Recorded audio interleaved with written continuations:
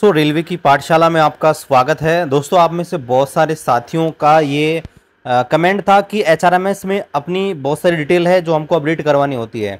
जैसे जब आप ऑन रिक्वेस्ट ट्रांसफ़र लगा रहे हैं या म्यूचुअल ट्रांसफ़र लगा रहे हैं तो उस समय क्या है कि आपका जो शुरुआत में स्टेशन आपको मिला था वो यहाँ पर गलत है, आपकी बेसिक डिटेल में कुछ एरर है, तो किस प्रकार से आप उसको अपडेट कर सकते हैं। आपको न्यू फैमिली मेम्बर ऐड करना है तो वो सब कुछ आप कैसे डाल सकते हैं, आपके एजुकेशन क्वालिफिकेशन वगैरह किस प्रकार से आप रिक्वेस्ट डाल सकते हैं और कैसे अप्रूव होगा, इस वीडियो के अंदर मैं आपको सब कुछ बताने वाला हूं। तो चलिए शुरू करते हैं। आपको आपका जो भी वेब ब्राउजर है उसके अंदर एचआरएमएस को लॉगिन करना है। आपके सामने मैं लॉगिन करके दिखा देता हूं। तो एचआरएमएस आईडी मैंने आपके सामने लॉगिन करनी है। लॉगिन करने के बाद आपको दोस्तों यहाँ पर ये एरो का जो साइन दिख रहा है इसके ऊपर क्लिक करना है। जैसे एरो के बटन के ऊपर क्लिक करेंगे यहाँ पे आपको एक ऑप्शन आएगा नीचे एम्प्लॉई सेल्फ सर्विस ESS। जैसे आप इसके ऊपर क्लिक करेंगे तो यहाँ पर दोस्तों क्या होगा, यहाँ पर आपका दो तीन ऑप्शन आपके सामने खुलेंगे। एक है यूजर प्रोफाइल, एक है आपका व्यू एडिट माई डिटेल, एक है my change request, my office order, mutual transfer request, इसके अलावा ऑन रिक्वेस्ट ट्रांसफर एप्लीकेशन, और यहाँ पर और भी ऑप्शन है चेंज ऑफ कैटेगरी। ये आपके सामने ऑप्शन खुलेंगे। अब यहाँ पर देखिए जो व्यू प्रोफाइल है इसमें क्या है, सिर्फ अपनी जो भी डिटेल है वो देख सकते हैं। व्यू एडिट माई डिटेल, इसमें जाके आप अपनी जो भी डिटेल है आपने फिल कर रखी है उनको चेंज कर सकते हैं, एडिट कर सकते हैं। माई चेंज रिक्वेस्ट में क्या है कि आपने अब तक कोई रिक्वेस्ट डाल रखी है चेंज करने की, उसका स्टेटस देख सकते हैं कि वो एक्सेप्ट हुई है या फिर रिजेक्ट हुई है या फिर पेंडिंग है। इसके अलावा ऑफिस ऑर्डर आपका जो भी, जैसे ये ऑफिस ऑर्डर दिखा रहा है यहाँ पे, तो इनको यहाँ पे चेक कर सकते हैं। या सीनियरिटी वगैरह जो होती है कई बार उसकी लिस्ट आती रहती है जो भी है। इसके अलावा म्यूचुअल ट्रांसफर रिक्वेस्ट जो है आपने डाला है उसकी रिक्वेस्ट देख सकते हैं। ऑन रिक्वेस्ट ट्रांसफर आपने लगा रखा है उसकी यहाँ पर स्टेटस चेक कर सकते हैं। अब यहाँ पर मैं आपको व्यू एडिट माई डिटेल के ऊपर लेके चलता हूँ। तो यहाँ पर देखिए जैसे आप इसके ऊपर क्लिक करेंगे तो यहाँ पर आपके सामने ये वाला टैब ओपन होगा। देखिए एक तो आपको दिखा रहा है एम्प्लॉय मास्टर और नीचे है ESR। अब दोनों में फ़र्क क्या होता है, देखो दोनों में ज़्यादा फर्क कुछ नहीं होता।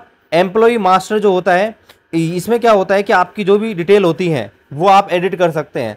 जैसे आपका बेसिक इन्फॉर्मेशन है, फैमिली मेम्बर है, कम्युनिकेशन, पर्सनल क्वालिफिकेशन, करंट और बैंक डिटेल, ये आपकी एम्प्लॉय की खुद की डिटेल हैं जिनको आपको चेंज कर सकते हैं। देखो बेसिक इन्फॉर्मेशन में क्या आएगा, आपका जो भी है डिटेल वगैरह वो आएगी। फैमिली, आपको आपका बच्चे हैं, आप मैरिड हैं तो उसकी डिटेल इसमें ऐड कर सकते हैं।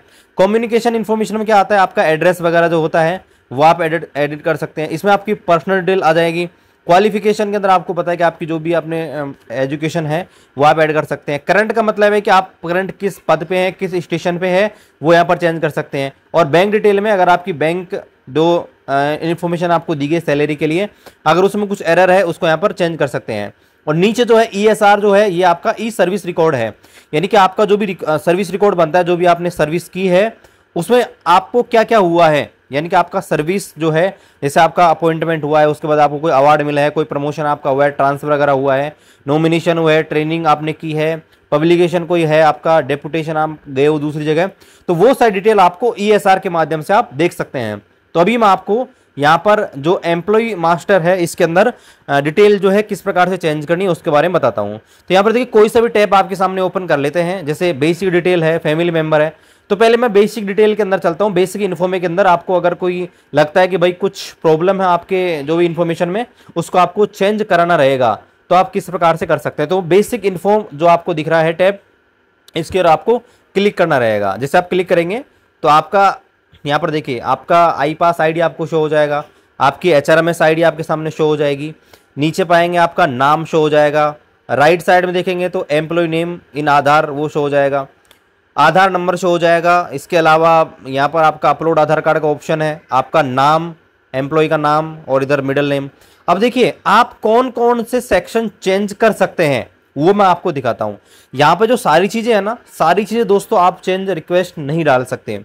कौन कौन से रिक्वेस्ट डाल सकते हैं वो मैं आपको दिखाता हूँ। देखिए जिस भी कॉलम के आगे ये आपको ये चेक बॉक्स जो बन रहा है, सिर्फ वही कॉलम आप यहाँ पर चेंज करने का रिक्वेस्ट डाल सकते हैं। जैसे मैं ऐसे देखूँ तो एम्प्लॉय नेम रीजनल, यानी कि रीजनल में मेरा जो नाम है वो क्या है, मेरा बर्थ प्लेस चेंज कर सकता हूँ, डेट ऑफ बर्थ चेंज कर सकता हूँ, कंट्री ऑफ बर्थ यहाँ पर मैं कर सकता हूँ, एम्प्लॉय का नाम चेंज कर सकता हूँ। इसके अलावा मेरा जेंडर चेंज कर सकता हूँ, उसका रिक्वेस्ट मैं डाल सकता हूँ यहाँ से। इसके अलावा स्पाउस टाइप मैं डाल सकता हूँ मेरा स्पाइस का, स्पाउस का आई पास आईडी यहाँ पर डाल सकता हूँ। इसके अलावा ब्लड ग्रुप है वो आप चेंज कर सकते हैं। तो ये सारी चीजें आप आपकी बेसिक इंफॉर्मेशन के अंदर चेंज कर सकते हैं। आप सपोज कीजिए आपको कुछ भी चेंज करना रहेगा, जैसे मान लीजिए मेरे को ब्लड ग्रुप यहाँ पर मेरे को चेंज करना है, मेरे को लगता है कि मेरा ब्लड ग्रुप है यहाँ पर गलत है, तो आपको क्या करना रहेगा, जो भी सेक्शन, मैं एक एग्जांपल देकर आपको दिखा रहा हूँ, जो भी आपको चेंज करना रहेगा आपको पहले ये वाला जो चेक बॉक्स है इसके ऊपर क्लिक करना है।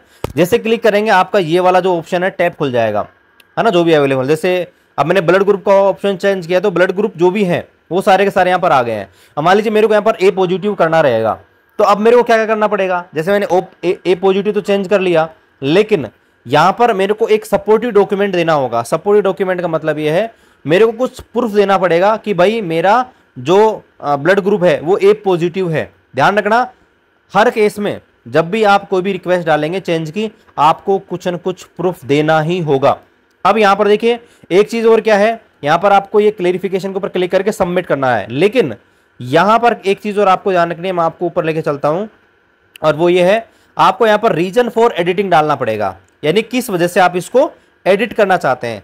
आप जो आपका ब्लड ग्रुप चेंज कर रहे हैं जो भी है वो क्यों डाल रहे हैं, तो आप यहाँ पर जो भी रीजन डाल सकते हैं कि भाई मैंने मेरा ब्लड ग्रुप पहले गलत डाल रखा था, अब मैं करेक्शन करवा रहा हूँ, डेट ऑफ बर्थ मेरी पहले रॉन्ग थे उसको सही करवा रहा हूँ, मेरा जेंडर गलत था उसको सही करवा रहा हूँ। तो इस प्रकार से आप जो है रिक्वेस्ट डाल सकते हैं बेसिक इन्फॉर्मेशन वाली, और इसी प्रकार से आप कोई भी रिक्वेस्ट यहाँ पर डाल सकते हैं। जैसे आप रिक्वेस्ट डालेंगे आपका जो भी डीसी होगा यहाँ पर शो हो जाएगा, डीसी के पास आएगा, डीसी उसको देखेगा कि भाई उसमें कोई कमी तो नहीं है। डीसी अगर मांगता है कि भाई आपने जो ये रिक्वेस्ट भेजा उसमें कुछ कमी है, कोई डॉक्यूमेंट में गड़बड़ी है, तो और आपका एक टिप्पणी करके नोट डाल के आपको भेज देगा कि आप सही तरीके से वो कीजिए। अदरवाइज वो एक्सेप्ट करेगा और इनके भेज देगा, वीए के पास भेजेगा, वेरीफाइंग अथॉरिटी के पास, और एक्सेप्टिंग अथॉरिटी के पास भेज देगा।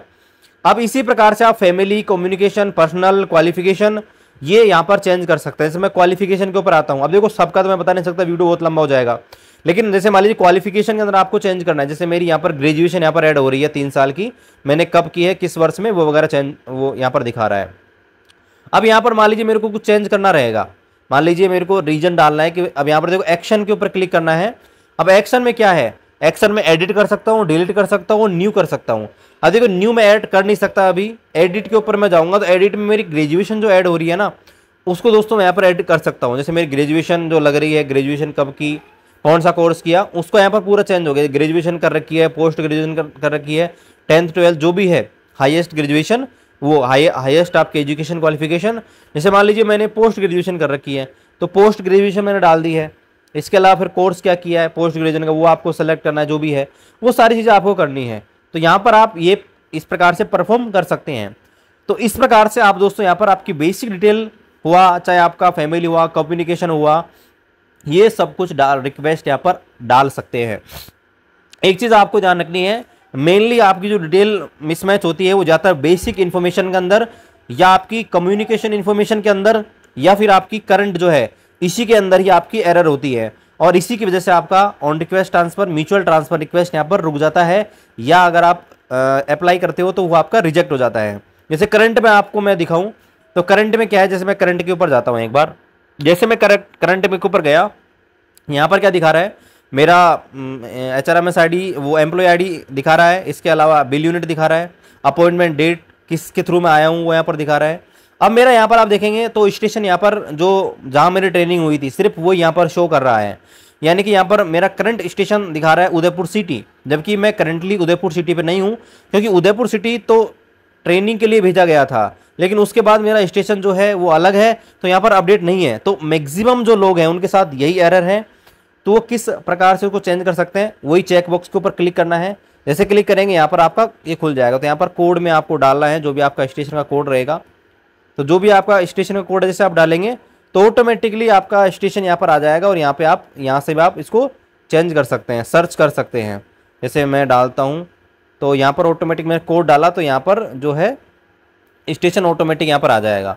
जैसे मैंने डाला तो यहाँ पर देखो कोड से नहीं आ रहा तो मैं नाम से सर्च कर लूँगा, ठीक है। जैसे मैंने ये नाम से डाला श्री, तो यहाँ पर देखिए श्री से आपका श्री माता वैष्णो देवी श्री, तो जो भी आपका स्टेशन रहेगा वो यहाँ पर डाल सकते हैं, ठीक है। तो यहाँ पर जो भी आप स्टेशन है इस प्रकार से यहाँ पर आप जो है अपना यहाँ पर देख लीजिएगा। तो फिलहाल मैं यहाँ पे सर्च करता हूँ, कई बार क्या होता है दोस्तों नाम नहीं आता है, थोड़ा इंटरनेट की इश्यू की वजह से या आपका डेटा प्रोसेसिंग की वजह से मैंने पहले भी देखा था, कई बार हो गया था, लेकिन बाद में मेरा आ गया था। तो अभी यहाँ पर नहीं आ रहा है, ठीक है, लेकिन मेरा स्टेशन नहीं आ रहा, लेकिन बहुत सारे स्टेशन आ रहे हैं। तो जो भी मान लीजिए आपको जो भी लगाना है, जैसे मान लीजिए मैंने ये लगा दिया, तो ये लगाने के बाद आपको क्या करना पड़ेगा, डायरेक्ट ये नहीं लगेगा। जैसे ये स्टेशन आपने लगा दिया, तो यहाँ पर आपको क्या करना पड़ेगा, आपको ये करंट ऑफिस भी चेंज करना पड़ेगा। ये करने के बाद आप नीचे आएंगे तो यहाँ पर आपको 2-3 चीज़ें और चेंज करनी पड़े, जैसे रेलवे ग्रुप आपको चेंज करना, आप कौन से ग्रुप में है, जैसे ग्रुप सी करना है।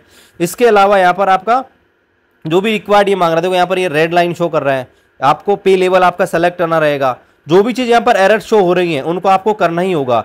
इसके अलावा सपोर्टिव डॉक्यूमेंट, अब सपोर्टिव डॉक्यूमेंट में आप बोलेंगे क्या डालना है, तो सपोर्टिव डॉक्यूमेंट में क्या डालना है, आपको वो प्रूफ डालना है कि आपकी इस स्टेशन पे नियुक्ति हुई है। मान लीजिए आपका ट्रांसफर हो गया तो ट्रांसफर लेटर निकला होगा, वो आप अपलोड कीजिए। या आपकी इनिशियल ज्वाइनिंग हुई है तो आपको लेटर बना के दिया होगा डीआरएम ऑफिस से, उसकी फोटो यहाँ पर अपलोड कीजिए।